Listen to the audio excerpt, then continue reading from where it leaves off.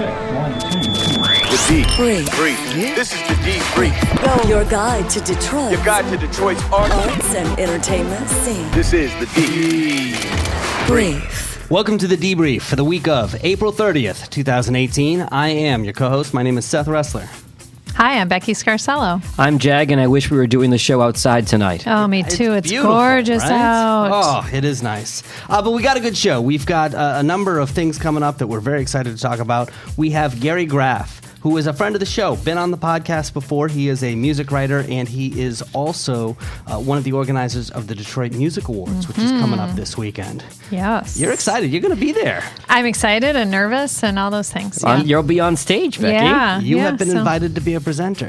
By Gary himself, which was pretty cool. After reading a lot of articles he's written in Billboard Magazine and all that, I'm like, okay, I'll talk to Gary. And now you guys are BFFs. Right. I mean, he's a heavyweight. He's written a lot of, big stuff. Absolutely.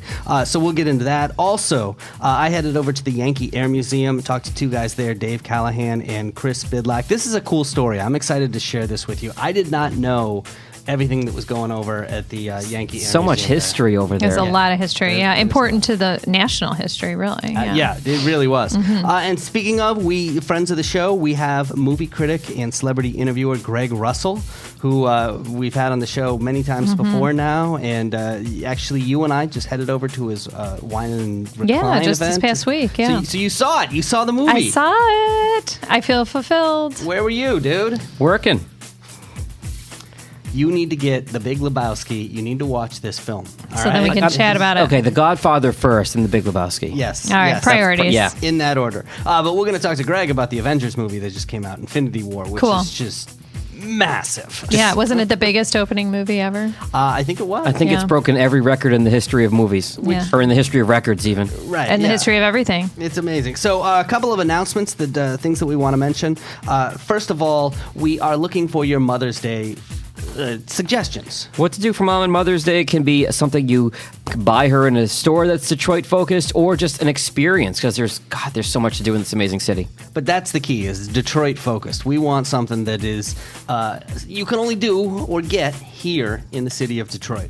So if you've got a suggestion, please email us. It's hello@thedebriefdetroit.com, and maybe we'll read it on the podcast next week. I just did something with my mom today, a little early. Did you? Yeah, we went, a couple of my sisters and my niece, and we took my mom to tea at the Whitney. See? Oh, that's cool. Yeah, is not cool. a lot of people know they do it every day, a high tea at 2 p.m. at the Whitney. That's exactly the type of suggestion we're looking for. Speaking of high tea, marijuana could be on the ballot in November. That came out this week, too. I did see that, yeah. So you can get your mom some marijuana for Mother's Day. No, I was going to say Well, you not get yet. high and go get high and go get tea. High tea. I get it. All right. Also, big announcement, we have an Alexa skill. This is exciting. I love this. Super cool. Do you guys have an Echo or a... We do, yeah. My son bought us a family one last Christmas. Yeah? I have the Google Home, so I haven't gotten the Alexa yet. But what I love about this is, how many people ask us, how do I download the podcast? Right, how do I listen? If people don't know podcasts, say, okay, get the app. And you get the Debrief app, and that's great. But some people can't even do that. But they have the Alexa. Seth? Here's how it works. All you got to do is say, Alexa, enable the Debrief podcast. That's it. That's it. Alexa, enable the Debrief podcast. And you only have to say that once. After that, anytime you say, Alexa, play the Debrief podcast, she'll just pull the latest episode. You can do it as you're cleaning the house. You can do it as you're around making breakfast. You could be listening to us doing any number of things around the house right now. That's perfect. So I just moved into a new house, and I have an Echo. My girlfriend has 2 dots, and so we had to figure out the, kind of the configuration. Where do you put the one with the really good speaker? And the one with the really good speaker wound up going in the kitchen, because that's where I find the Echo most useful. Sure. I listen to short podcasts and flash briefings as I'm making breakfast in the kitchen every morning. It's perfect. Yeah, Good routine. Alexa, enable the Debrief podcast. Also, a programming note, we are actually going to start splitting these episodes into 2 during the week. We've just got so much cool stuff to There's talk about. so much. We're just too much for one day. So now you get double dose of Debrief. So I like that. Yeah, the Tuesday episode will be everything that's going on around town, and then that in-studio interview that we do, we'll have a longer discussion, and we'll start publishing that on Thursday. So twice as much Debrief for you. Juicy doubles. All right, plus we've got all of the usual concerts, comedy, plays, food, drink, and more. Stick around. We've got a great show in store for you. This is the Debrief. About last week. All right, we always like to take a moment and reflect, look back. What happened with you guys last week? Jag, let's start with you. All right, so went downtown on Friday night, went to the townhouse on Becky's recommendation for a nice spot to go downtown. Very nice. My wife and another couple that we're friends with went and had a great cocktail. It was called the 362436. I was when I ordered it, I was dying to yell, only if she's 5'3". But I hope you didn't. I didn't, because my wife would not have approved if I did No. that. How but tall is your wife?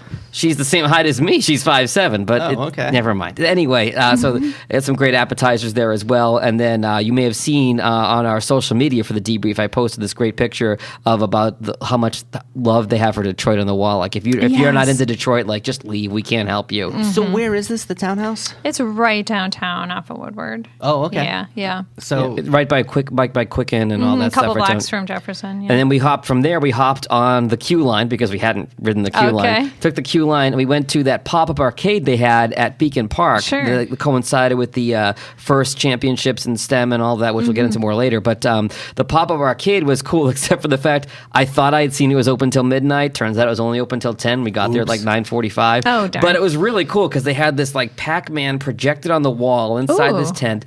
They had putt-putt, which again we were too late for. We would have done that. And then we also had kind of a generational thing. So I'm in my I'm 37, and we had our friends were 10 years younger than us, and I found, without getting into the sports of it, there's a video game that I loved back in the day called NFL Blitz 2000, and I played with my buddy Sean, who's 10 years younger than me, and he was like, I don't understand this game. I don't know what's going on. He was too young to remember the game, so I had to laugh. But we played a little hockey with the things where you turn it and that sort of stuff. We did all that. And I got to give a shout out to my wife, Ellen, because she had a really long week at work, and I dragged her to an arcade on a Friday night, and That's she's love. she's a saint. I much appreciate that. I will tell you, we were talking about this.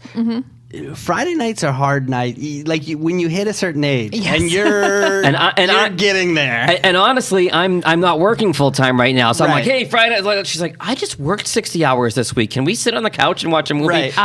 So the lesson learned is if we're gonna do something cool in Detroit, It's we're gonna shoot for Saturday Saturday night. Yeah. Or my secret is I just don't sit down. I don't, if you get home on a Friday night, forget it. So if I do something on a Friday night, it's like early, like let's meet at 5, let's meet at 6, and I just keep moving. The video games were cool though. Did you grow up playing video games? at Yeah. all? Oh, yeah. What did you play? Pac-Man, Miss Pac-Man, Okay. Centipede, Yep. Yeah, they had the Pac-Man on the wall. It was awesome. Donkey Kong stuff. I had yeah. a Commodore 64 growing up. Oh, I did too. Oh yeah, which was just and what I loved were the early Lucasfilm games. So this is George Lucas had a and so Maniac Mansion and didn't Zach play those. McCracken and the Okay. Alien Mindbenders, which were not like video arcade style games. These were the point and click, like move a guy. I think we had I didn't play mystery those. game. We had Intellivision, and then an Atari, Nintendo, and then Super Nintendo, Sega Genesis, and went up from there. Okay. So Yeah. No, Crazy. I never had the Nintendo. My No, me friends neither. down the street did. And you spent every day there.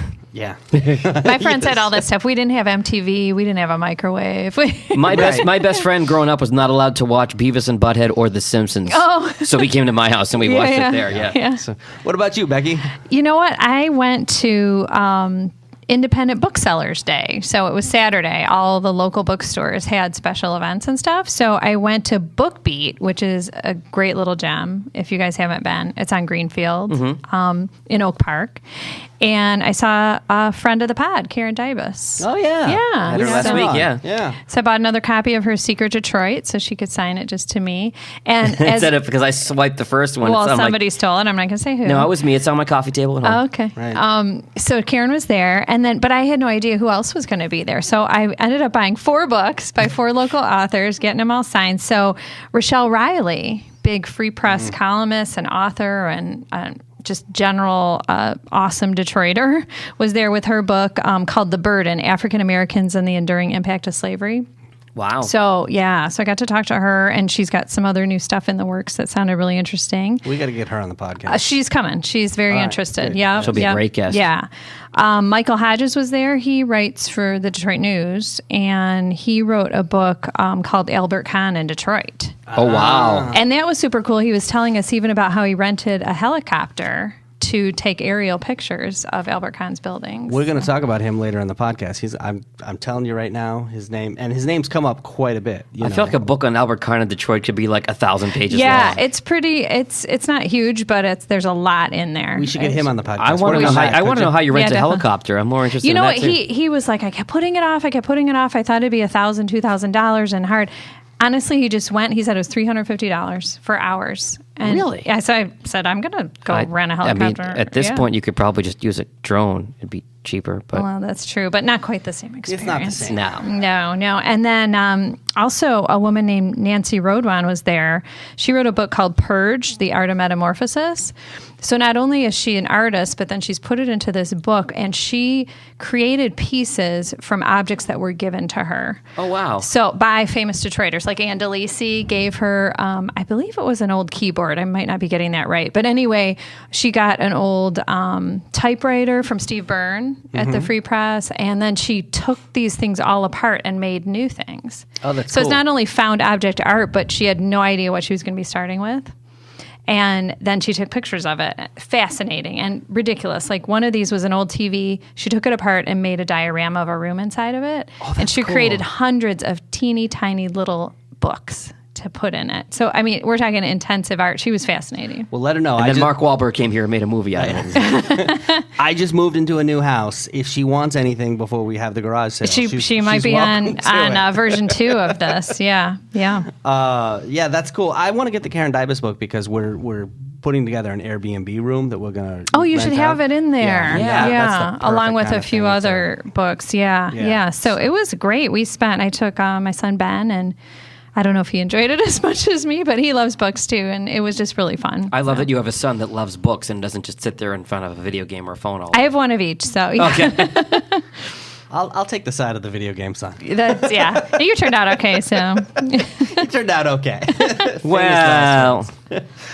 You know what? So my company here, my day job, actually put together, they do this every couple months. They go and everybody leaves the office and does something, for a good cause. And so there's this organization called Life Remodeled. And I'm familiar. they have basically pick a big project that they work on. And right now they're working on a school over in the Boston Edison neighborhood and rehabbing it and refurbishing it and getting it ready to be reopened. I don't think it's been open since the early 2000s. Wow. But it was really cool because there was actually a planetarium in this school. And this is a grade level school, and it was beautiful, the building, but it was clearly in bad shape. I got to use one of those big buffers that you buff the floor on. Oh, cool! It's like a Zamboni. Yeah. Nice. Did you get to drive it around? You just push it. No, if it was just Zamboni, you'd be on right. it. No, I was not driving it. I was pushing it, which looks cool, and then it's hard. And then you do one pass, and you're like, my back hurts. And just think, you can say you visited a school in Detroit before Betsy DeVos did. That's true. Can't everyone? I mean. All right, coming up in just a few minutes, I also took a trip last week to the Yankee Air Museum, saw some cool stuff, and we will talk about that. This is the D. Concert calendar. All right, Becky, what's going on with concerts? All right, Wednesday, May 2nd, Dweezil Zappa at Royal Oak Music Theater. Wednesday and Thursday, May 2nd and 3rd, Modest Mouse at the Fillmore. Thursday, May 3rd, we've got Kygo at Masonic Temple. Peter Hook and the Light at Royal Oak Music Theater. So I've seen him several times. He's the bassist, co-founder of Joy Division and New Order. Yeah. And he usually has different themes to the shows he plays, and he's just great. Great showman. Here's a question. Was he in... Which New Order side project was he in? There was one that was called The Other Two. And then the there was, Electronic. an Electronic. I'm not sure. I don't know either. I should know that. But Jag, do you know? No. Oh, see, I love New Order. I think it's the Other Two. Yeah, New Order. New Order is going to be playing in a festival in, Cleveland this summer. Really? Yeah. Anyway. Minus the Bear at the Crow Football Room in Pontiac is also on Thursday, May 3rd. Great name for a band. Right? Friday, May 4th, we got the Detroit Music Awards at the Fillmore. So starring Becky Scarcello. No, gosh, starring no. Becky Scarcello. Your name's going to be on the marquee at the Fillmore. It's a supporting role. Very, very, very small supporting role. But later on, we'll be talking with Gary Graff, so we'll learn more about it. Saturday, May 5th, at the Cube at the Orchestra Hall there's a salsa dance party. You can come early for a dance lesson, and then stay for an open dance floor. They're going to have a DJ and then some live music featuring the Wesley Reynoso Afro-Latin Ensemble. Have you guys ever salsa'd?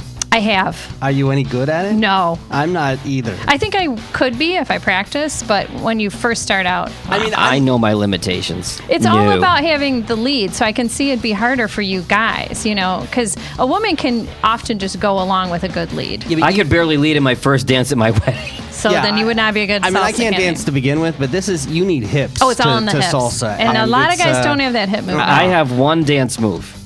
The white guy It's head bob. over- The white guy head bob. That is my dance move. Yeah. Well, if you want to go to this and learn some, you never know. Tickets start at $15 in advance, go up to $40 for a VIP experience that includes 2 drinks and a voucher for the taco bar. It is Cinco de Mayo. It's Cinco de Mayo. Also on Saturday, May 5th, this is cool. There's a 17-year-old piano player named Ethan Bortnick. He's going to be at Music Hall. He's billed as the world's youngest solo musician to headline his own concert tour. That's cool. This kid plays it all. He writes his own songs, so plays some of those, as well as current radio hits and stuff from classical like Chopin to Broadway tunes to Michael Jackson, the Beatles, everything in between. So, also Saturday, Tricky at the Magic Stick. I am a fan. He's a good one. Oh, yeah. That voice is so... distinctive. Yes. Sunday, May 6th, Anthony Hamilton at the Soundboard at Motor City Casino. And you've also got the Dead Kennedys at Smalls in Hamtramck. Nice. I think my first boyfriend had a Dead Kennedys track on a mixtape he made for me. There you go. Oh, I know. Hard to believe it didn't work out. Isn't it, though? Yeah. It just sounds so romantic. Right? Sweetie, I made you a mixtape, and you're going to love the Dead Kennedys. What was on your mixtapes that you were Nitzarab. giving people? I never had a girl to make a mixtape for. Oh, now that's just so sad. Well, you should make one for your wife. Actually, you know what? Now that I can tell you what song I had my first kiss to, you will laugh at me, though. Yes. Oh, boy. All right. From the Lion King soundtrack, Elton John, Can You Feel the Love Tonight? I was 14. Michelle, if you're listening, I'm sorry I outed you for that. Oh, Man. moving on. Tuesday, May 8th, Haim with Lizzo at the Fillmore. Taylor Swift is like BFFs with that entire With band. Haim, yeah, they're sisters. They're great. They're incredible. All right, coming up in just a few, we'll talk about these stand-up comedy shows that are happening in the Detroit area. This is the Deep Three. Get out of town.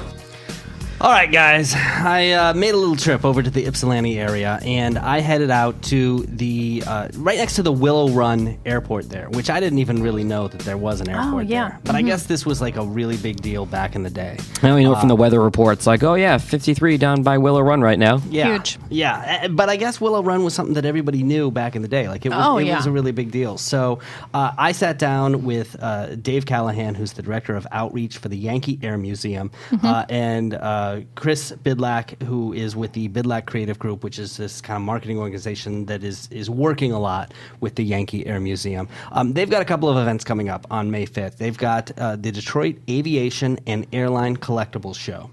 So if you are like an air, Airplane enthusiast. Aficionado. Yes, aficionado, enthusiast. They've got all kinds of cool stuff from the history of airplanes there. And then there's also this annual buffer bombing they do because they've got these bomber airplanes and you can actually go in and get rags and go up and touch them. And That's cool. So I would totally do that. I would totally get a rag and be like, yes, my B-52 over here. Well, it's very satisfying, I would think. Yeah. Yeah, I mean, you got to get a photo of yourself doing that. I mean, that's just like a cool. I mean, that's a selfie. Right Having there. many things buffered is satisfying.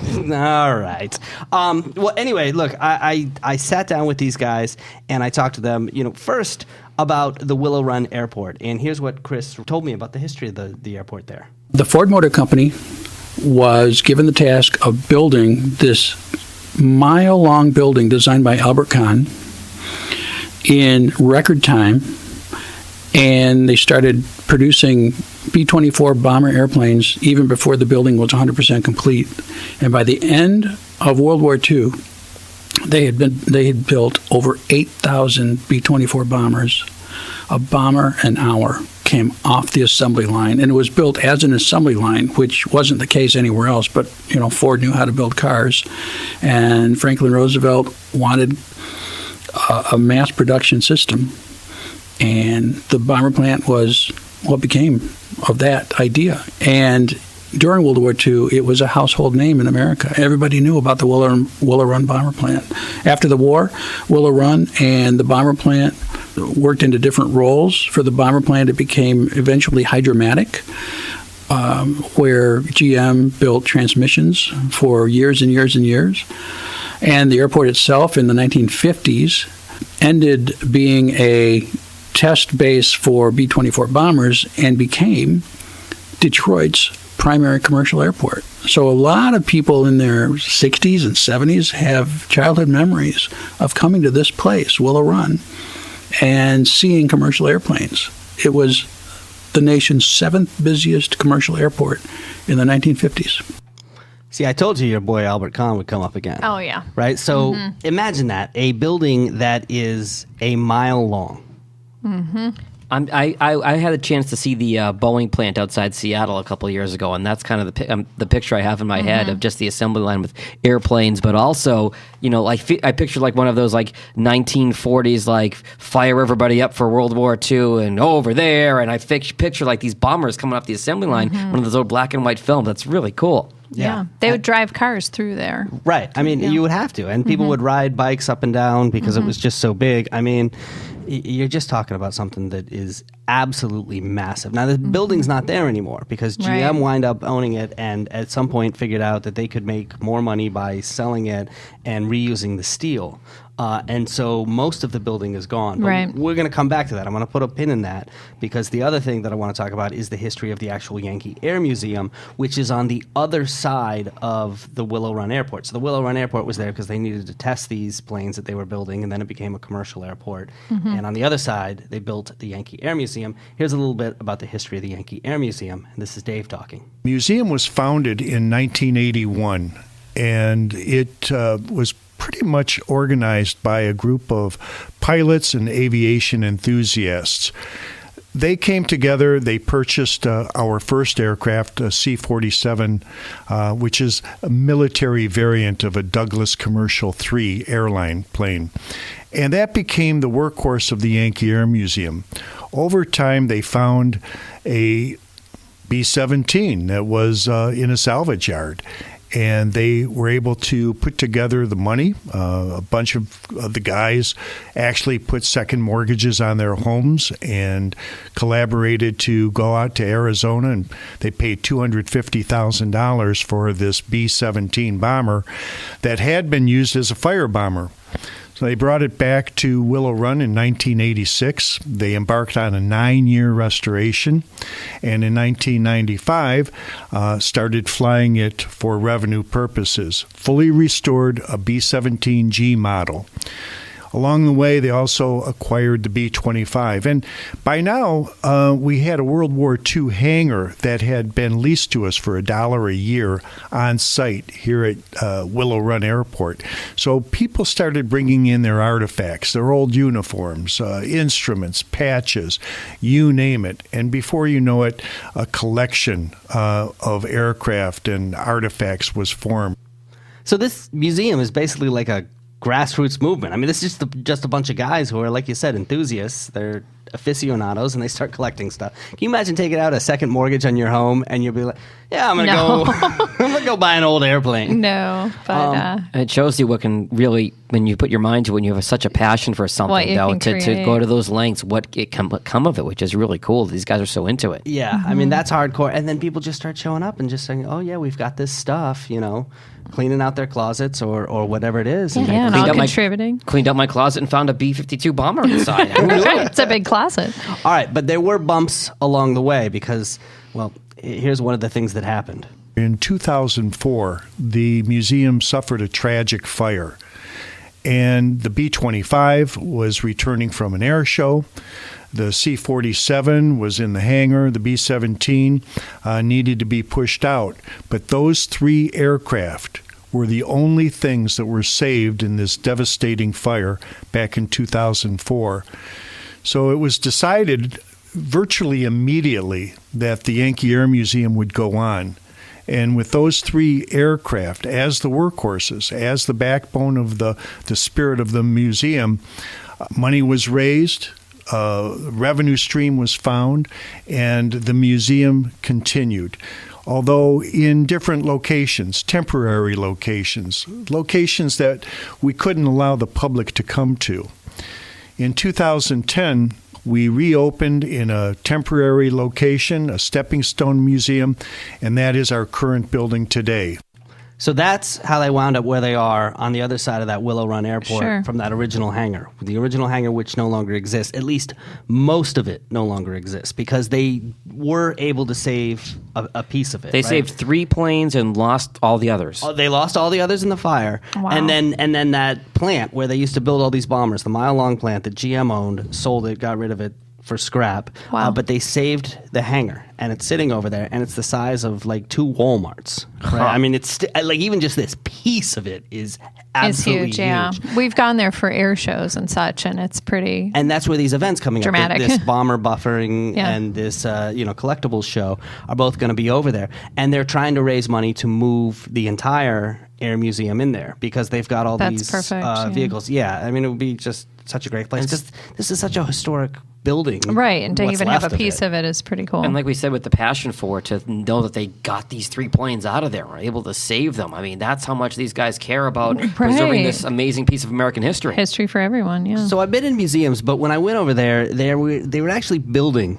an exhibit, and I've never seen this before. Where you know how some of these exhibits are really well set up, and you kind of turn the corners and you discover more and more and more, and then it opens up into something. Well, they've got that exhibit. You know, it's not until October that it's actually going to open up to the public, but you could see them building it.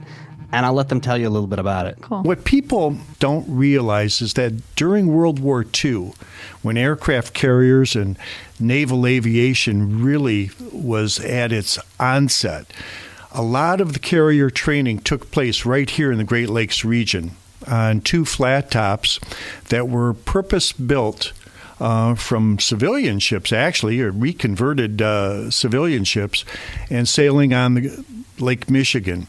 So there was different types of scout bombers that would be trained and pilots trained off of those ships.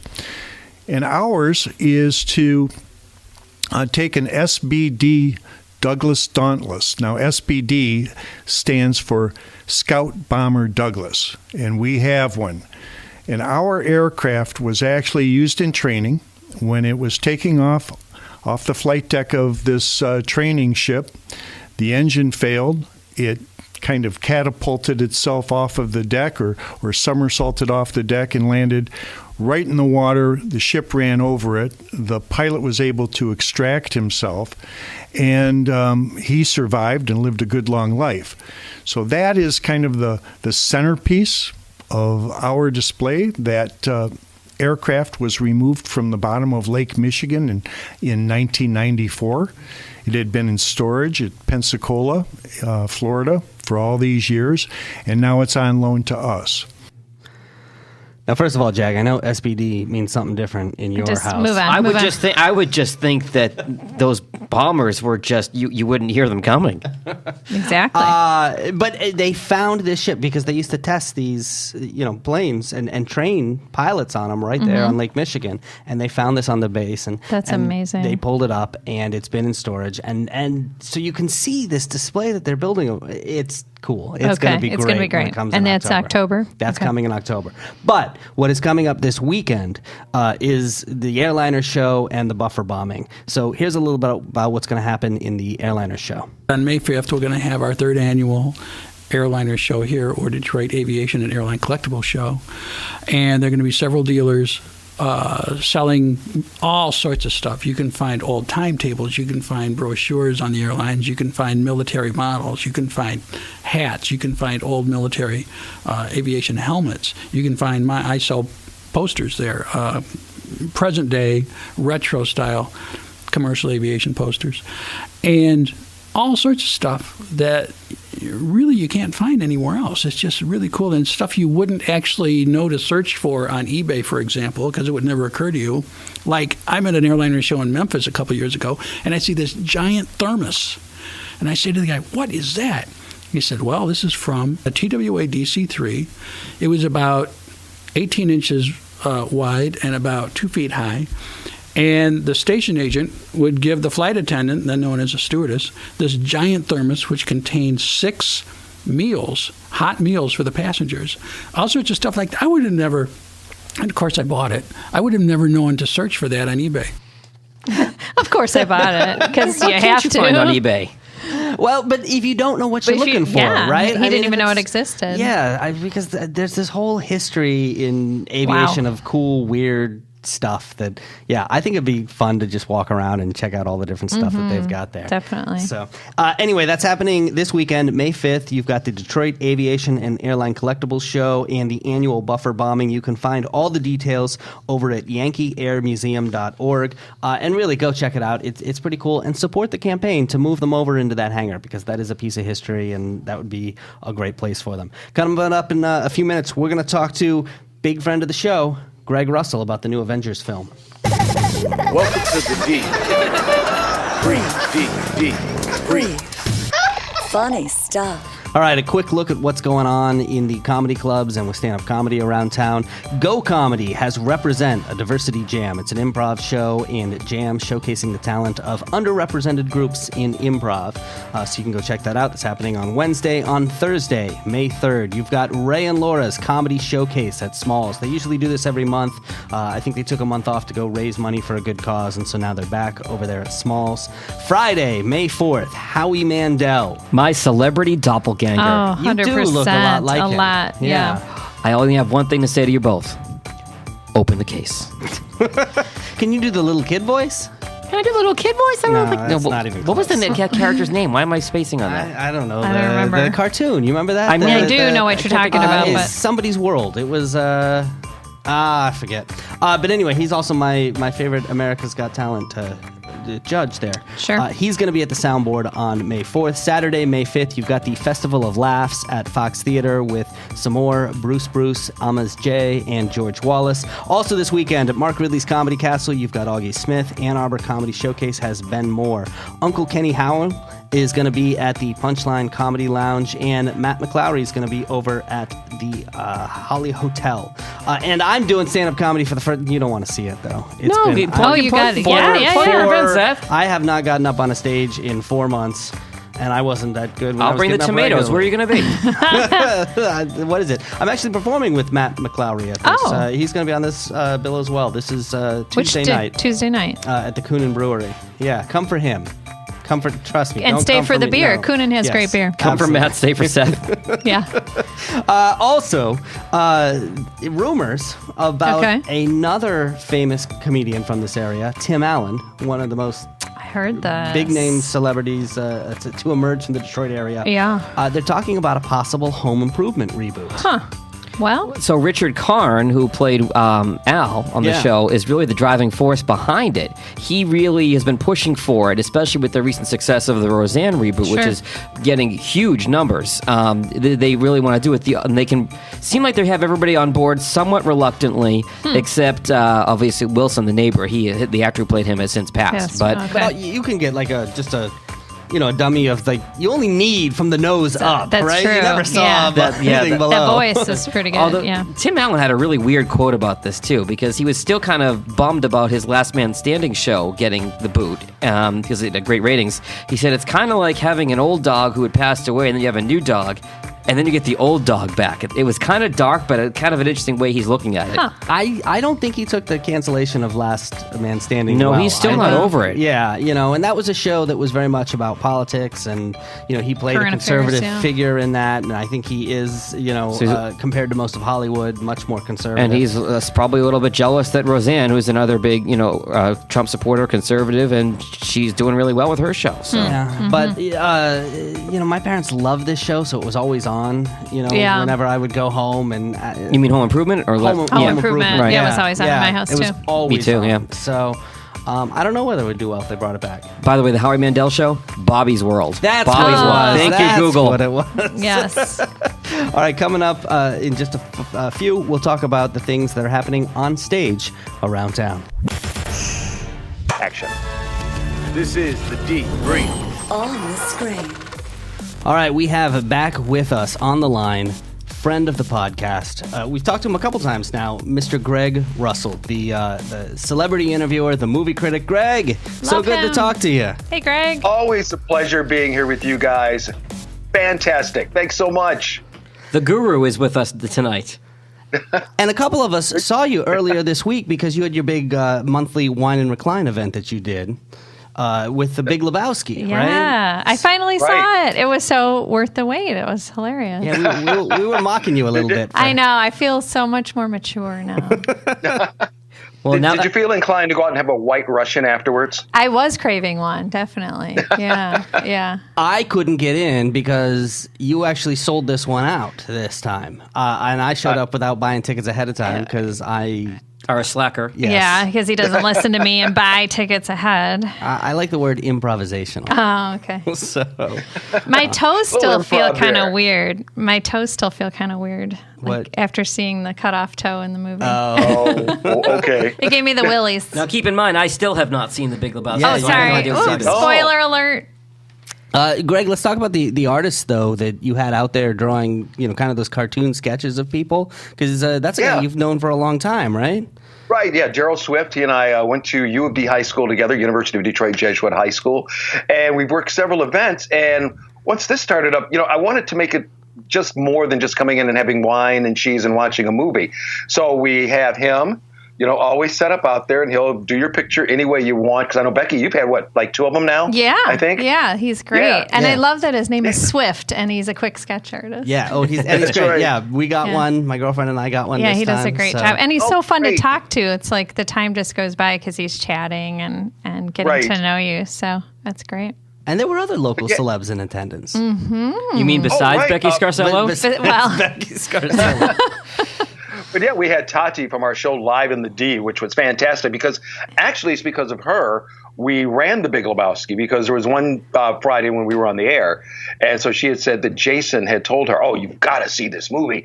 And so she asked me, she said, do I need to drink a whole bottle of wine, when watching this? And I thought immediately, it was like, you know what? Yeah, why don't you just wine and recline and watch the movie, with me and all of my other closest friends like you guys and everybody else out there at the Imagine Theater. That's how that came about. So, That's great. yeah, she was there. She helped talk about it as well and promote it on the air.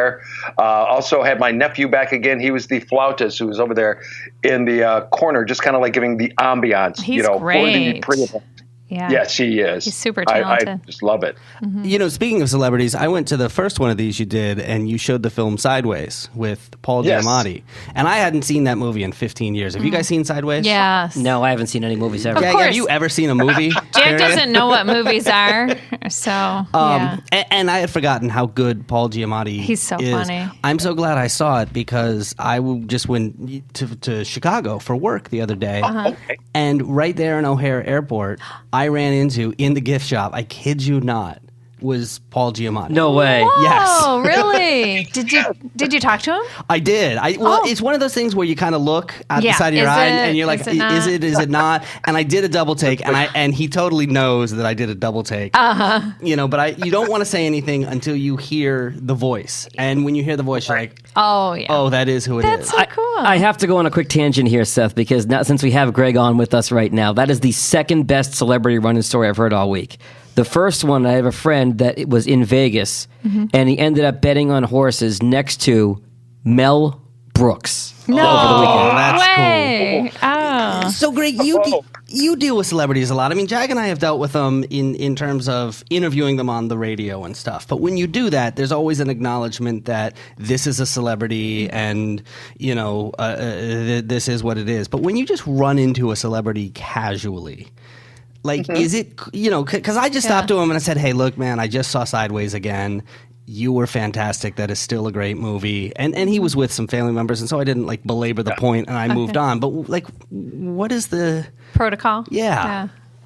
Yeah, well, like you said, it's good. You can, nod your head and say hello. If they say hello back, which, they usually do. They're human beings. And, then don't go over and start like a whole hour-long conversation. I've seen some people do that, trying to talk to them. And it's like they're going, I've got to go. I'll be right back. Right. Yeah. And they, scoot out.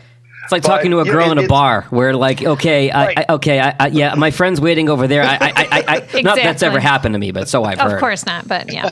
Take the cue. And he was cool. He was like, "Thank you. I really appreciate it. That's really nice of you." You know what I mean? And cool. I will tell you, the thought went through my head: should I drop Greg Russell's name? Because you've probably interviewed him over the years. I've interviewed him a bunch of times. In fact, I interviewed him the first time for Sideways, and then the next time, I think.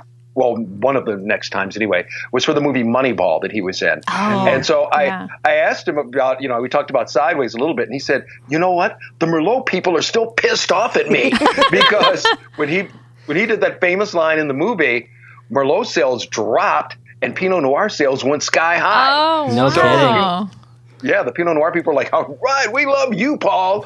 And the Merlot people, we're going to get him. That's hilarious. Well, the movie we've got to talk about this week because it's obviously this huge opening. And let's preface this by saying no spoilers because none of the three of us have seen it yet. Right, and I'm sure a bunch of our It's listeners a spoiler-free discussion. Yes. Yeah.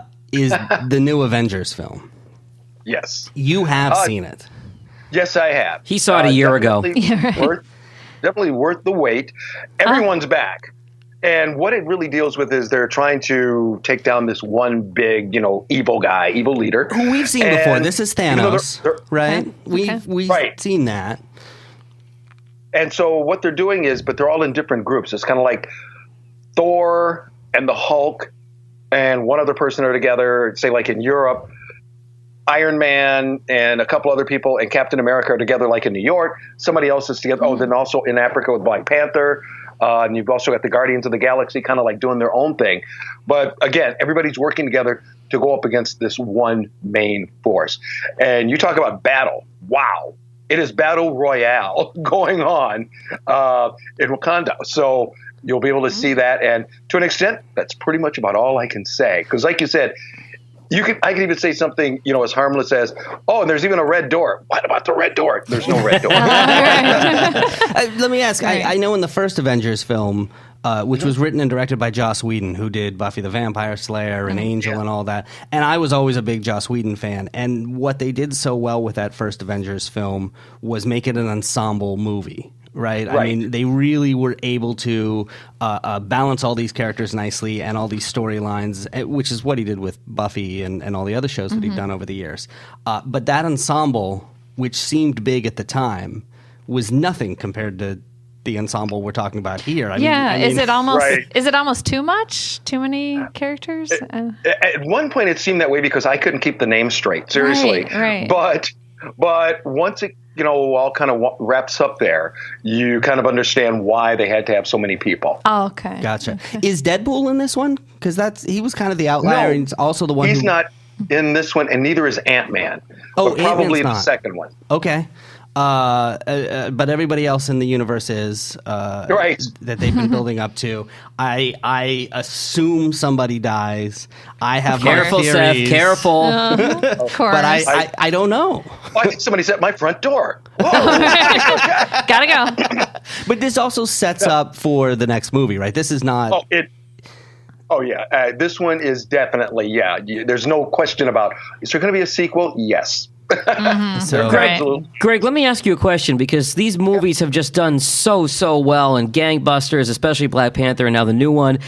Is there a point that you could see, having the experience in this industry, that it might get to a burnout point where people are like, okay, enough, I'm kind of over it? Or is it just going to go on for as long as they keep making the movies? It may just continue to go on because, in all honesty, I thought the same thing like a year or two ago. It's like, okay, are people, finally just going to get tired and go, enough superheroes? Let me see, some romance or some other type of action or whatever. But I think really what helps the superhero movies is the fact that, the older generation now are the top end folks of the baby boom generation. So they're, in their 70s and things like that, going all the way down. Well, they're the ones who grew up on comic books. Then the next generation learned about them, from the cartoons that they would watch on Saturday afternoon. And then the group after that still saw them on Saturday afternoon, but also then start playing the video games. So it's kind of like everyone here in the, our universe knows who Spider-Man is, whether you're 7 or 70. So they'll continue to have, like that lockdown group. Yeah, it's funny. Makes sense. As a kid, I was in that weird age group where I was after the Christopher Reeve Superman movies, which were really the first ones. Oh, yeah. I remember going to see that in the theater. Right, Yep. but before the Batman movies that sort of relaunched this. Oh. Like Michael Keaton and all that. Yeah. Right. And that was kind of... Those I when have was a seen, kid. by the way. Right. Oh, really? Okay. How many of the other movies do you have to see, and are there certain ones that are more important than others That's what to I was going understand to this movie? ask. Because Yeah, if we had to prioritize. there's a lot of Marvel movies out there. I can't... Right. This one kind of stands on its own because, once again, you already know who the characters are. So the bad guy here, to an extent, doesn't have anything to do with, anything in any previous episodes. So you can go into this one, even if you haven't seen one, which I'd like to see the one person on the earth who hasn't seen one Marvel movie. It's me. Wait, you didn't even see Black Panther? Wait, No. Wow. What? I haven't been to the movies in forever. It's like I haven't been and just haven't gone. I thought I was bad because I haven't seen it. You bet him, Greg. It's me. Go to the movies together. All right, Greg, start a list. Yeah. Jag's the first one on it. I'll get us in. Don't worry about it. I don't know where the back doors are. I kind of want to... This makes me want to go back and watch all of them in order, and I know there's ones that I missed. Like I missed the second Thor, but I just saw the third Thor, and then now I'm wondering, do I need to go back and see? Greg, I'm glad to hear you say this one stands on its own because I feel like the idea, having not seen any of them, to go back, it would feel like it would be such a huge undertaking that I could just take my wife to the movies and just go see this and not have to worry about all the other ones, the dozen or whatever beforehand. Right. Because like I said, you know who all the folks are. So, it's not like, okay, well, how did Thor come about? Or, how did the Hulk, become green? You already know, everybody's backstory. Yeah. So, you can just go in and see this one and know that, they all just like to get together, fight together for, I was going to say truth, justice, in the American way, but that's Superman. Oh, but, right. For the good of all mankind. Right. But it probably enhances it if you know some of the subtleties, right? Yeah. So. But you are endorsing it. You are giving it a thumbs up? Yeah. What does Greg Russell give it? Stars? Thumbs up? We'll do the thumbs up. Tomatoes? What do you... Glasses up. Popcorn bins. Wine glass up. I thought I had popcorn here. Yeah. Water bottle, big. So there you go. It should be those. What's the thing in the movie? The stones or the crystal? The Infinity Oh, Stones. yeah, those See, I don't even know. crystals, The stones. Greg, Okay. did you read comic books growing up? Oh, absolutely. In fact, I started out as a DC guy, and I even made, as you all know, my brother Cliff passed away in February, but I even said this, at his service, we both, started out as DC guys. Then I remember when he defected to Marvel, and I didn't talk to him for a week because it was like, Oh. Wow. you're turning your back on Batman and Superman for these freaks. But That's hilarious. But of course, then as time goes on, okay, well, maybe I will check out this Spider-Man. Okay, let me check out Thor because he looked, and the Submariner and all like that. So, definitely grew up on comic books. All right, and then coming up, you've got another Wine and Recline next month. Yes. Basically this month by the time this episode drops. Oh, yeah. It's gonna be May. Yeah. Justin Timberlake. I know. And this is one of my favorite movies of all time, so I'm excited about this one. So when and what is the next Wine and Recline? Well, like we said, it is going to be Back to the Future coming up May 23rd at the Imagine in Royal Oak. There's our little flyer there. I will also send one over to you again, Becky, like before. Thanks. Oh, sure thing. I'm excited we get to dress up for it. You said we should wear our 80s garb. I should try to redeem myself here a little bit and say yes, I have seen all the Back to the Future movies. I have seen those. Okay. So Right. I do have a Twin Pines Mall T-shirt Gotta wear that. because one of my favorite little jokes in the movie is do you know the joke about the Twin Pine Mall and what happens to it? Right. I think if you pay attention. That's all I'll say. Pay attention to the sign and the Twin Pine Mall, and it is one of the most clever things I think in that script. There's just a lot of really nice touches in this movie. So, and it's so funny because actually I'm probably going to dress up somewhat like Don Johnson from Miami Vice for the 80s. Oh, with that's pastel perfect shirt, for the rolled-up you. sleeves. I can't wait. The weirdest part is this past weekend I was in LA and I interviewed him. He's in that brand new movie called Book Club. Oh. So you just borrow looking at this one of guy his going, jackets. God, he's great. Jeez. Oh, cool. Is that the movie where they're the women are reading 50 Shades of Grey? Do I have that right? The book club movie? Yes. I've seen yes, the because our commercial. joke was to Don Johnson. Did you push for this book because your daughter was in the movie? So yeah. this is going to help them. Make some more money. He said, "No, I didn't think about that." Well, Greg Russell, thanks so much for taking a few minutes to talk to us. I'm excited to go see this Avengers movie. I know I got to get on it. Yeah, I mean, it feels like it's a thing to do. it does feel like it Sounds like a show field trip. Sounds good. Looking forward to it. Always a pleasure being with you guys. Thanks, Craig. This is the Deep Brief. On stage. Becky, what's happening on the stages around All town? right, lots. City Theater, Friday and Saturday, May 4th and 5th. Men are from Mars, women are from Venus. Oh boy. This is a stage play now? It is. It's live. I feel like we could do that show. Yeah, I think we do that show every week. It was a book, right? Yes. And now it's. Did you read the book? I did way back in the day. And yeah. what's the basic premise? I can't remember. too Men much. and women think It's just differently. Shocker. Well, right. We speak different languages, and women say, 20 times more words. So, yeah. And you guys, Yes. you guys are smarter than us. Let's just. Well, I didn't want to be the one to say it, but obviously. I said it for you. It's fine. Thank you. Fox Theater has Disney Junior Dance Party on tour Thursday, May 3rd. And on Tuesday, May 8th, The King and I opens for a few days run through May 13th. Fisher Theater has On Your Feet, Seth's favorite, Gloria Estefan. Oh, yes. I was like, what is that? Oh, Isn't it yeah, Gloria yeah. Stefan and what's his name too? The brother, Emilio? No, I don't know. I thought it's That's Estevez. That's different something thing. else. Right. Yeah, that's Mighty Ducks. Okay, yeah. Jewish Ensemble Theater in West Bloomfield, Hard Love, their show is closing on May 6th. Meadowbrook Theater in Rochester has the All Night Strut. Slipstream Theater Initiative in Ferndale has a new show opening up, Othello. That's one of my favorites. Wayne State Hillberry Theater has King Lear. Lots of Shakespeare going on. I know. I love Shakespeare. So, the Moth Storytelling at the Marble Bar, that's coming up this Thursday, May 3rd, but sorry, it's sold out. I'm telling They you. sell out that's in hours. packed. Yeah. So this Thursday is stories about ego. But I wanted to tell you just about Moth so you can keep the next date on your radar. Tuesday, June 5th. That theme is endings. And those tickets go on sale 1 week before the show. And remind me, Becky, because I've never been. I know you both have, but this is people just get up and tell stories. Is it like an open mic, or is it just? Yeah, so there's a theme every time, and then people submit their ideas, and then they get picked. Yeah, you get 5 minutes, and you just put your name in the hat at the beginning of the evening, and then they draw out a certain number of So names. you may or may not end up there. Right, Correct. you have no idea You have when no you idea. walk in whether you're actually going to get up there or not. I wore my one nice shirt for nothing because I didn't get picked. Right. be. Have you actually gotten on stage? No. So I did. I think it was the Ann Arbor one. I don't think it was. Maybe it was the Detroit one. Okay. Ann Arbor's got 2 of them per month. So if you're willing to make the drive, you can actually go could see probably it get more into often. those, It's one yeah. of the only cities in America that has 2. That seems fitting for Ann Arbor. It Yeah. does. but so 3 times a month, you could potentially get up to do some storytelling. And how do we get tickets for that next show, Becky? It's on the Moth website, so you'll want to check that out and keep an eye on it. But also, if you like storytelling, there's also the Secret Society of Twisted Storytellers. That takes place at the Charles Wright Museum. She was one of our first guests on this podcast. Oh, okay. Yeah. So I like the name of this one. It's called Hot Mama Part 2.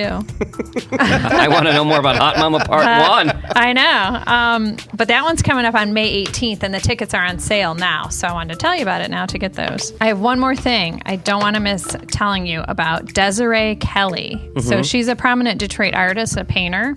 If you have ever seen that mural, Abe in Shades, or you've seen the icon around, it's Abe Lincoln with sunglasses on. Yeah, I know what you're talking Yes, she's the artist that did that. That's kind of was like her breakout thing.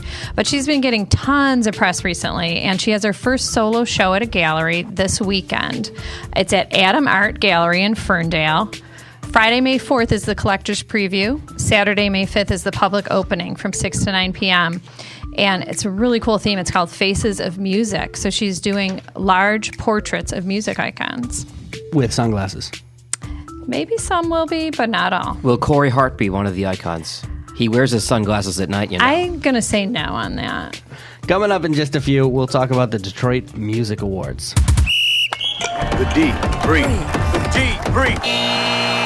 Sports Report. All right, Jag, this is your wheelhouse. What's It going on? is. So the big story was the NFL draft, and I know neither one of you are big sports people, so I've crafted this in such a way that it's Seth and Becky friendly. This seemed like such a big deal. I mean, they like really have blown this out into hype. Yeah. Yeah, I mean, it's they've just expanded it and expanded it. Was one of the most watched years ever. It used to be Saturday afternoon, you were doing work around the house, you have it on in the background. Oh, my team picked this guy. Now they've expanded Thursday night, Friday night, Saturday night, because the NFL is one big money grabbing outfit. They're but milking anyway, it. all right. So real quick. Lions drafted a center and then a running back with their first 2 picks. Local kid, Tyler Conklin. He's from Chesterfield. He played at Central Michigan. He's a tight end. He got drafted by the Vikings, so good for him. Local boy done good. UCF, this Shaquem Griffin guy. I'm not sure if you've heard the story. Yeah, this is so cool. He has one hand. And he amazing. became a breakout star at the University of Central Florida. His big brother had played with him at UCF, and his big brother got drafted, Shaquille, by the Seattle Seahawks a couple years ago. He plays for the Seahawks. Well, the Seahawks now drafted younger brother Shaquem, so he gets to play with his big brother who's been looking out for him his whole life, basically. Wow. And they get to be together in Seattle playing for the same team. And this kid was just a great defensive player on the football field, all over the place, making plays. Just one hand. He had a disease and lost one of his hands when he was 4 years old. Great story. So this story struck me quite a bit because, and this is not something I talk about a lot, but I was actually the victim of a violent crime a couple of years ago, and I got dragged by a car. This happened out in California. And I had what's called a brachial plexus injury. Basically, my head went one way, my shoulder went the other way. Oh, wow. There's a sheath around the nerve, and it pulled. And because of this injury, my left arm was paralyzed. I mean, my left arm was in a sling for a year and a half. Wow. And even now, if you were to look at the back of my left shoulder, you can't tell when I got a shirt on, but the muscles all atrophied back there. And fortunately, there were doctors at Stanford that were able to, they pulled nerves out of the back of my calves and completely rewired my arm. But for a year and a half, I went without any use of it. Without any use of it. And let me tell you something.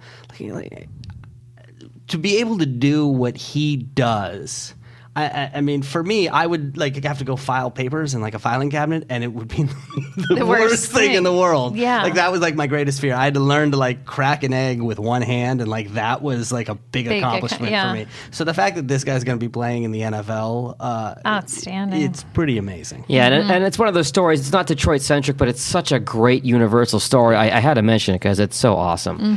Back to the D, the first robotics championships. This was the big STEM event that was here that brought 40,000 people over the weekend. Michigan dominates in this field, and I had no idea about this. So among the winners, the big champions were Team Strike Force from Kalamazoo, and then Team Rush from Clarkston. They also won in their division. Bloomfield Hills Bionic Blackhawks, they won the Chairman's Award, which is a very distinguished award. A friend of mine was actually at the finals, and he recruits from my alma mater, Syracuse University. He recruits engineering students, so he was here all weekend. Well, that makes sense. And was talking to these students, 15,000 students, 700 teams from the U.S., 40 other countries. Michigan had the most teams in the country and the most teams at every round in the competition. That is so cool. So it's so great that it's come to Detroit. Yeah, and a lot of people have said that through STEM, they are able to boost kids' abilities in math and science, where U.S. is, of course, lacking in a lot of areas, but this gets kids excited. Right. And the way the thing works is there's a challenge every year. So this year it was called Power Up, and you had to build a robot that would do these Super Mario-like tasks with blocks. And next year was the 50th anniversary of the moon landing. Is going to be a theme related to that. So really, really cool stuff and happening here in Detroit for the next couple of years. That's great. Some sad news to pass along. Former Detroit Lions CEO Matt Millen, he was in charge of the team for many of those years in the 2000s. He may actually need a heart transplant. He's 60 years old, suffering from a disease known as amyloidosis, which causes a buildup of an abnormal protein. And his heart is unfortunately functioning at 30% capacity. He came out and made that announcement this week that he is maybe looking for a heart transplant. So sad news for a big name in the last 15 years in Detroit sports. So I do want to pass that along. We certainly send our best wishes to him and his family. In other news, Michigan football team, they're on their big annual trip, and for some reason, they're in Paris. So wait a minute. I'm not from here. What do you mean their big annual trip? Jim Harbaugh is trying. Is Jim Harbaugh or John Harbaugh? Jim Harbaugh. Jim. I know Yeah, that because he was with the 49ers. Come on. Yeah, I know I that. even the brothers Hello. confused. John's with the Baltimore Ravens. Yeah. So Jim Harbaugh, big Michigan guy, and he's trying, I think, raise the profile of the school worldwide. So they've only been doing these trips since he came in? Yes, our intern Spencer, who's the resident sports expert, is nodding his head behind me. Right. So they do these big trips, and I think it's kind of like a bonding thing. And he talks about how they can go to dinner and none of their cell phones work because they're in a foreign country. They can have conversations. But the hypocrisy of this whole thing is this trip is, I don't know where they get the money for all this stuff because, if you're an NCAA athlete and someone buys you a hamburger, you're in violation and you can be suspended and lose your scholarship. Right. But you can go to Paris. That's fine. Well, maybe they're like selling the candy bars for, to raise funds to go to Paris. Those are some really expensive candy bars. Getting the money the same place Scott Pruitt is, all right? It's just... All right. Moving on. Comerica attendance, of course, down, and not for the reason you would think. There was a lot of low expectations for the Tigers this year, but it's really because of the weather. The average home game temperature so far in 2018 has been just under 44 degrees. Who wants to sit at a baseball game when it's 44 degrees? Not me. And then you add into the fact that it's a surprisingly competitive team, but a team that is rebuilding, doesn't have a lot of superstars, Right. not playing big-name teams in the early part of the year with, playoffs coming up and all that. So they'll get a small bump from school getting out in the summertime and, playing more competitive teams as the season goes on. But this was interesting. Cranes put this out, I believe, today. Every butt in the seat, according to Forbes magazine, is worth $42. So Comerica's holds their capacity is 41,299. Their average attendance so far this week 18,869, well below the baseball average of 27,245. So you're talking 9,000 seats less than average per game at $42 per seat. That's a pretty big ding. Wait, and that's just Lots an of average, revenue. right? I mean, you want that $42 average per butt in a seat to go up, right? Well, I mean, that figures in ticket prices, buying concessions at the game. Here's what that I'm sort of saying. stuff. All you got to do, get Kim Kardashian to sit in one seat, average will go See, up. I should not have said butts and See, seats. I I just should know. have said paying customers because Here we go. I set you up for that. As far as the Tigers go, they're in second place. They hosted Tampa Bay's through Wednesday of this week. That would, of course, be May 2nd, and then they're at the Kansas City Royals this weekend. Quickly, Red Wings are going to pick 6th in the NHL draft. They had the draft lottery the other night. That is their highest pick since 1990. Now, for the NHL, is it going to be the big production that the NFL is for the draft? No, they don't. They No, haven't no, figured no, out no. the same tricks over there? No, they are a distant 4th in terms of professional Yeah. sports teams in terms of the rest of the country, not Detroit, but the rest of the Sure. country. And finally, one more note on Michigan football. Their transfer quarterback, Shea Patterson, who came in from Ole Miss, he was recruited out of high school as the top quarterback in the country back in 2016. He has now permission to play for Michigan immediately. Doesn't sit any time out, so he's going to compete for the starting quarterback job, Shea Patterson, at U of M this year. Up next, a look at food and drink. This is the D. All right, I got a chance to go back and revisit a friend of the show. This is another one of those guests that I don't know if you were here. I was not, no. And this is a guy that you're going to meet when you go to the Detroit Music Awards. Right, we've this emailed weekend. a little. He calls me back. He's a really nice guy, and honestly, he looks exactly like my father. I mean, That's so cool. like exactly. Gary Graff, who is a music journalist, he writes for the Oakland Press, Billboard, New York Times Syndicate, a number of other places. I mean, he's a heavy hitter. He's in written the some world. big books, too. He has, and been very involved in the Detroit music scene for decades. He's one of the founders and organizers of the Detroit Music Awards, which are happening this weekend Friday at the Fillmore. Friday night. You got your outfit picked out yet? I'm working on it. All right. I'm working on Is this it. going to be like an 11th hour decision? No, I think I'll get it maybe together tomorrow. Are you going conservative or are you going edgy? I think you'll have to wait and see. Aw. What do you guys think I should do? I think whatever you do, you should be keeping us posted on social media. Yeah, absolutely. You should Oh, really? On the Debrief Instagram and Selfies. Twitter and Facebook. And Okay, do you want to see some choices or? No, That- I don't want to. you could I throw don't that want to pick out crowdsource it anything in or- advance. All right. Oh, okay. I got enough of that going on in my life. All right. Look at me. I'm in a T-shirt and cargo shorts. You don't Right. want me picking out your outfit. That's a good point. Yeah. Yeah. I'm working on some threads for my husband too, because he gets to come with me, and my kids are going to come. Right. So. You guys- But do you you're guys get to dressing him, walk, right? Walk the red Yes. carpet as a family, or I don't know. Did they do that? Did they do the red carpet? I'm not even are sure. you going to put him in a tux? No, it's not that kind of thing. You want to be like with the band. Right. Like that's the kind of vibe. Yeah. We don't want to try too hard. What's the line from Wayne's World? A lot of people's girlfriends are in there. Right. So fishnet stockings, what are you thinking for him? I don't think he would go for that. Yeah. We're thinking more you just understated You want to go like cool. 80s hair metal with like all the teased up hair, like Bret Michaels kind of thing? Or No. All right. All right, let's talk about this awards ceremony, shall we? I sat down with Gary Graff and talked to him a little bit about the history of the Detroit Music Awards. Here's what he told me. We started the Detroit Music Awards actually more than 30 years ago, but this is our 27th actual ceremony. And the idea is to honor Detroit musicians and people both from here and also working in the city. It's the one night that we try to bring together the entire community, and the best part of the night, really, more so than even presenting people with awards, is looking out in a room where rappers are talking to classical musicians and jazz people are talking to rockers and country and blues people are together. It's really nice to have one night when we can have the community under one roof together. That's what I'm excited about, just to see all the genres kind of coming together. So many great genres have come out of Detroit. Yes. Birthplace of techno and hip hop and rock, and have it all together in one spot. It's really cool. It's like a mashup just waiting to happen. Exactly. Right? Exactly. Well, I asked Gary what's happening new this year. Every year we present some special awards each year. So this year, Allie Willis, who's going to be going into the Songwriter Hall of Fame. She's best known for writing September and Boogie Wonderland for Earth, Wind & Fire, and has written for a number of other people. She just did a huge project for Detroit and a song and a video for and about Detroit. She's going to be getting a Distinguished Achievement Award that night. So is Melvin Davis, who's an R&B singer who's been around for, I shouldn't say, he wouldn't want me to say many, many years, but he's been around for many, many, many years. And we're also giving a Special Achievement Award to Sponge for their debut album, Rotting Pinata, which came out at a very fallow time for the Detroit rock scene and really helped reignite it. It wasn't long after that things picked up. And this year, for the first time since, I believe it's 1994, the original lineup, the lineup that recorded the Rotting Pinata album, is going to reunite, and they're going to perform songs from the album that night.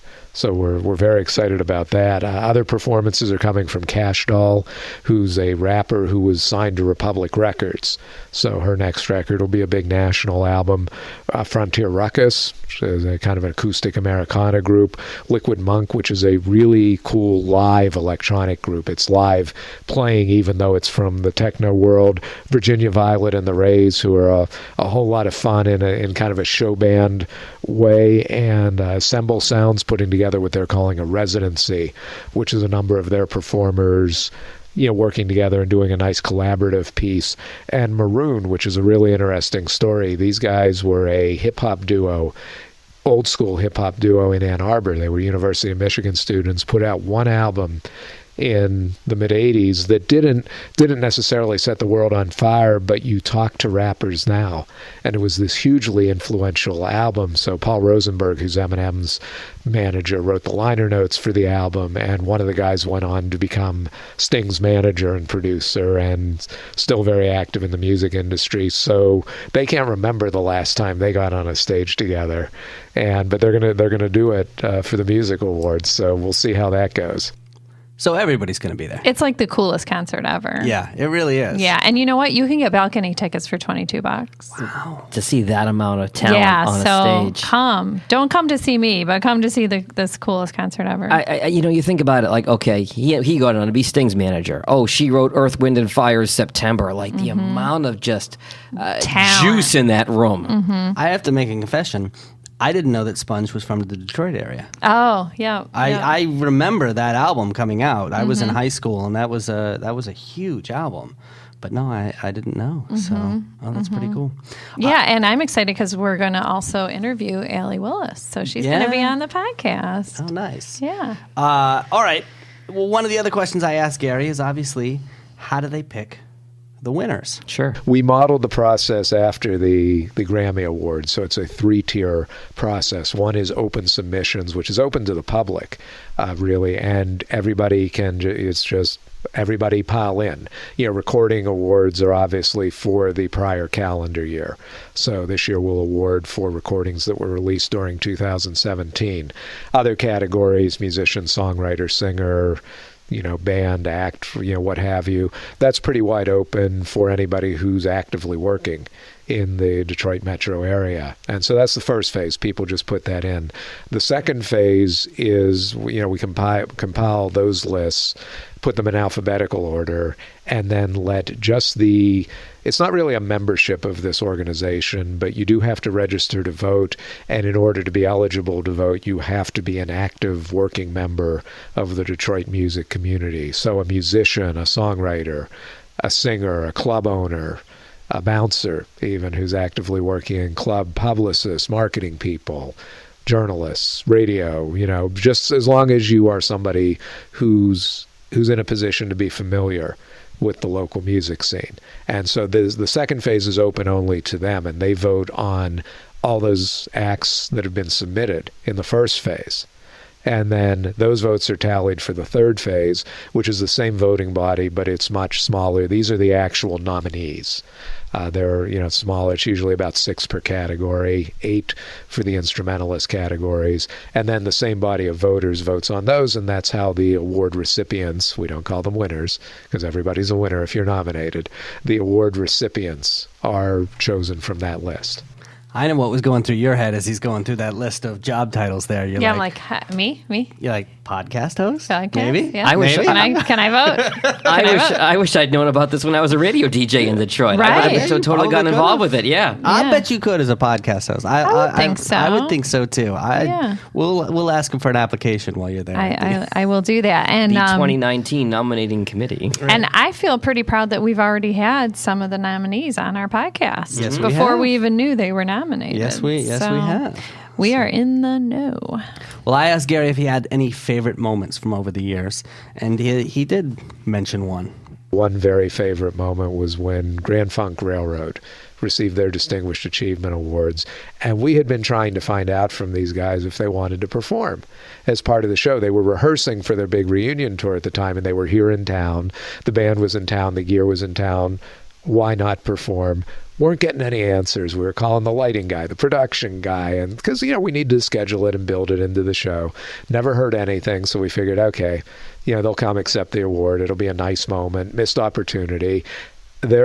After they received their award, they did an a cappella performance of some kind of wonderful, which was probably better than if we had just plugged them in and had a Grand Funk performance. So that's one that always stands out. Another big standout was Insane Clown Posse getting their Distinguished Achievement Awards and giving the Cecil B. DeMille of all acceptance speeches, but so genuine that you didn't mind that they went on until 3 days later doing this talk. And then the year they received it, they themselves personally called all the other artists on the bill because they were doing the final performance and said, "Look, we want everybody on stage with us. We're going to have a party on stage." And they dragged people out of the crowd to do, and so it was a nice, genuine moment. And you do these things, you want to make people happy as much as you can, and that was one moment where we felt like we really did. You did that interview, Seth, and the part about Grand Funk Railroad is Becky and I are hearing this for the first time, and both of our jaws are just open. And real quick, I got to give props to the Insane Clown Posse. I'm not a juggalo. My brother is. And my brother, when he was in high school and got picked on a lot, just like I did in high school, he listened to their music, and it taught him to not care what anybody else thought. Oh, wow. And he has the Hatchet Man, the juggalo, on his calf. He had a tattoo of the Hatchet Man on his calf to remind him, don't care what anybody else thinks. Be you. Just do you. And it had a profound effect on him. Wow. I knew what Faygo was long before I moved to Detroit because they spray the crowds at their concerts. Yes. All right. Well, if you want to go to the Detroit Music Awards, it's happening this Friday, May 4th. It's at the Fillmore. All the details are at DetroitMusicAwards.net. And if they see you there, Becky, they should take a photo because we all want to know what you're going to be wearing. Oh, yeah. The D3. Food and drink. All right, Becky, what's going on? All right, well, I feel like we got to mention some things going on for Cinco de Mayo. So there's a Cinco Bash pub crawl on Saturday, May 5th, of course, 1 to 6 p.m. There's actually 2 locations. It's happening in both Ferndale and Wyandotte, separate pub crawls. You can find out all the information at cincopubcrawl.com. Is Cinco de Mayo a big, drinking holiday for you? When in my younger drinking days, yes, Yeah. but I'll have some tacos, beer, cerveza, margarita, Dos Equis, Corona. Yeah, this is a strange holiday. I feel like this holiday has had a lot of criticism over the last couple of years with cultural appropriation and sort of the political moment that we're in. And, this was, we came from radio, so we always had a Cinco de Mayo. Oh, it was the radio cliche, like, hey, we're having margaritas in the studio. And the big sombreros and the inflatable Mustache Corona bottles. Corona, pinata maybe. Corona makes their money on this day, Absolutely. right? It's absolutely their biggest holiday, the way that, St. Patrick's Day is for Guinness. Right. Yeah. But it's also becoming a touchier holiday. I know. I think, in kind a of feel lot funny ways. talking about it. You know they don't celebrate it in Mexico the way we celebrate it here. No, There's only it's- like a part of Mexico that celebrates this holiday. Correct. It's kind of what like Hallmark did for Valentine's Day. It's kind of like that with the beer companies for Cinco de Mayo. Does Mexican Town do anything for Cinco de They Mayo? do. They do. Yeah. But just mainly the eating and drinking. Is it kind of party? Is it? And this is where we really should have somebody, from the community, community who exactly. can speak to it. I wonder if they're doing it should do because that. the expectation, and they know they can make money doing it, or if it is a cultural thing. Right. I want to mention related to Cinco de Mayo. I was at 526 Main, the Dueling Piano Bar in Royal Oak on Saturday night, and I had a good time there. And they mentioned they're going to have the dueling piano players and food all day because Cinco de Mayo is Saturday. Right, so it's a big they're day. going to do that. So I figured I'll give them a mention because I had a nice time there over the weekend. Right.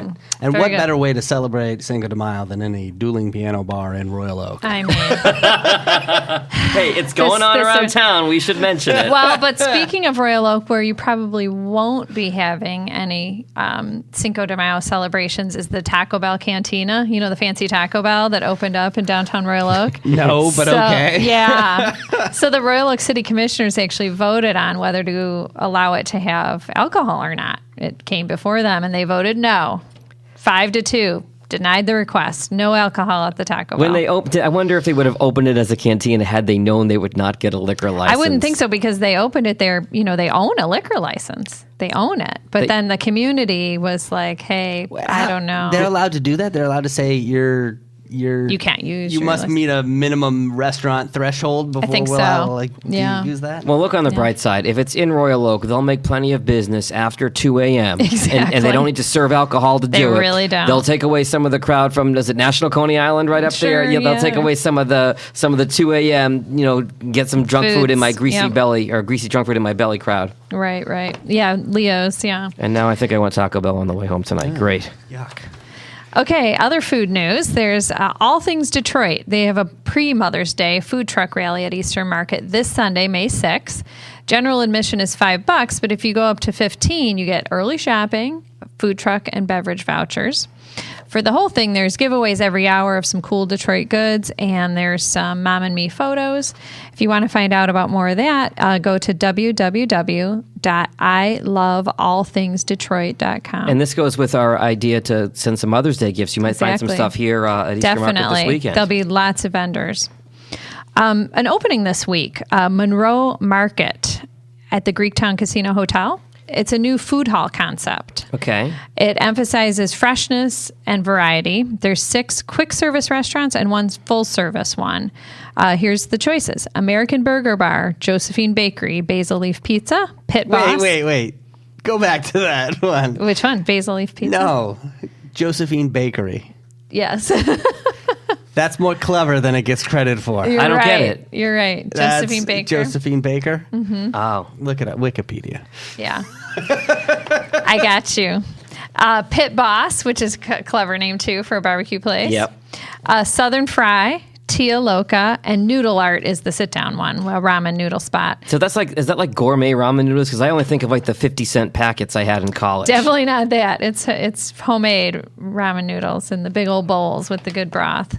Yeah, So, ramen's become a thing it's in a big the last thing. year. Well, it always has been years. in other cities. Yeah, like you go to the Bay Area, and I remember, everywhere. you go up and down the peninsula, and there'd be ramen restaurants with lines around the block. I mean, I've waited 45 minutes to get into A good ramen spot. ramen. Really? Oh, Oh, yeah. yeah, it's a Ramen big thing. Tatsuya in Austin, Texas is a big thing. I need to open my ramen horizons. Oh, I yeah. guess. I mean, I'm like you. You got it from Costco. It was the 50-cent cup of noodle Yes, bowl. and you could fit. That's get not the what we're whole- talking about. No. And like Ema Noodle House there in Corktown, they do it right. So I just learned about ramen noodles, and I just Googled Josephine Baker. I'm with you now. Right, there you Okay, go. up to speed. So we're talking tacos to barbecue to gelato. There's so many things. Always something new to come back for. So check out the Monroe Market. That sounds amazing. This is the D. Detroit.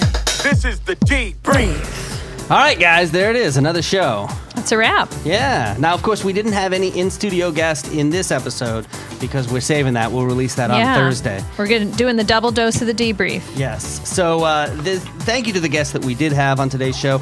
Gary Graff, the music writer and the organizer of the Detroit Music Awards. Go check that out this weekend. Fun. Dave Callahan and Chris Bidlack, both with the Yankee Air Museum. That's going to be a cool event, too, especially if you're into aviation history. Oh, or yeah. You've got kids who are. I mean, you can go out there and see the planes. And they actually fly some of these planes. I mean, it's expensive to get up there, but you can actually fly. Yeah, you can. Like old school World War II bombers. That's really You cool. can buy a ride and yeah. Also, thanks to Greg Russell for stopping by the show once again. I love him. He's a great guy. I love his voice. You need to get a Wednesday night off and go to one of these wine and reclines. I would. For the Back to the Future one, I would definitely think about it. You should. That is the one to go to.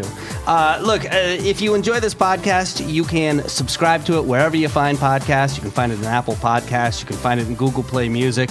Google just made some big announcements this week about podcasts. Yeah. They're kind of changing the way they're doing things. That's going to be keep an eye on that. big breakthrough. Yeah, I don't know how long Google Play Music is actually going to be around. I think they're going to do some other interesting things. You can find it in Spotify as well. Plus, we are now in Alexa. All you have to do is say, Alexa, enable the Debrief podcast. Say it once, and from then on, anytime you ask Alexa to play the Debrief hooked up. podcast, she will do that.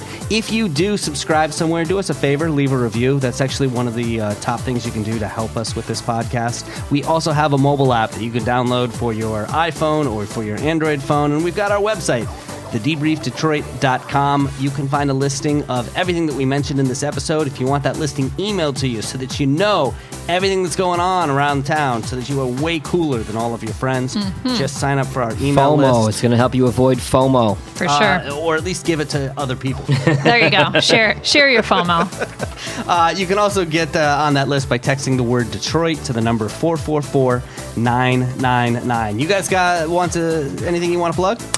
Sure, just the ongoing Easter Market Tours, www.enjoythed.com to find all the dates up there. I got to tell you, May is sold out. A couple dates in June are already sold out, so get on it if you want to come hungry, leave happy at Easter Market. There you go. I normally plug my Jag Show podcast, which you can, of course, check out, but I'll this week plug my trivia gigs. You want to come see me host some bar trivia with Quizzo, you can do that. On Wednesdays, I am at Brewhouse in Kego Harbor, and on Thursdays, I'm at Avery's in Rochester Hills. All right. And if you want to follow us on social media, we are The Debrief Detroit on Facebook. We've also got a Facebook group, What's Happening in Detroit This Week. We're on Twitter, at The Debrief on Instagram as well. And remember, we're looking for Mother's Day suggestions. So if you've got a Detroit experience or a Detroit gift, email us, hello@thedebriefdetroit.com. And if you've got any announcements, maybe you're an event organizer or producer, you want to let us know what's going on, you can send all those announcements to press@thedebriefdetroit.com. On behalf of Jag and Becky, thanks, guys. Absolutely. And thanks to our intern, Spencer. Oh, yeah, Spencer as well. We almost forgot him last week. I know. We did forget him last week. I did forget him last week. Spencer, thank you. We couldn't do it without him. We'll see you next week.